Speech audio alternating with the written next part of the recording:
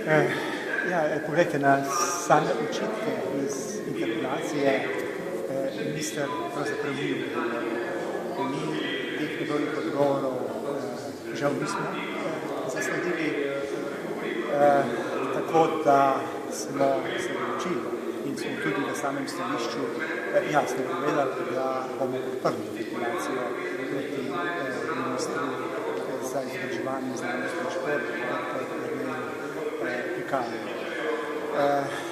Prepričani smo, da minister, ki je z nepravilnostmi pri javnem razpisu, ki je pravzaprav na tak način povzročil sum zmanjšanja javnih sredstev oziroma sum obremenitve javnih sredstev, ki pač takšna oseba ne more biti minister, če tudi se je to zgodilo v času, ko še ni bil v funkciji ministra. Seveda smo se pa v samem stališču Slovenske ljudske stranke nekako dotaknili tudi vseh problemov, ki jih minister povsem neuspešno rešuje na tem našem šolskem področju.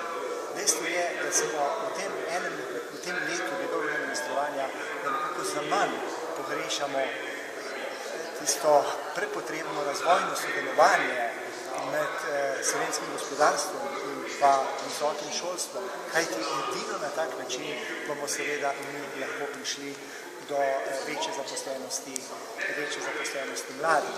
Dejstvo je, da namesto, da bi zmanjšal vpisna mesta v družboslovju, v gimnazijah, jih je povečal in na ta račun je minister v enem letu zmanjšal študijska mesta, študijske izobraževalne programe na področju tehničnih ved. To se nam seveda zdi v Slovenski ljudski stranki povsem nedopustno. To je bilo tisto, na kar smo ga upozorili. Nenazadnje upozorili smo ga tudi na zakon, ki sicer ne vemo, kje se je ustavil, to je zakon o visokem šolstvu. Ampak tisti prvi predlog, ki smo ga poslanci imeli na mizi, pravzaprav kar čez noč ukinja zasebne šolske inštitucije in tisto, kar je najhujše, uvaja celo plačljiv redni študij.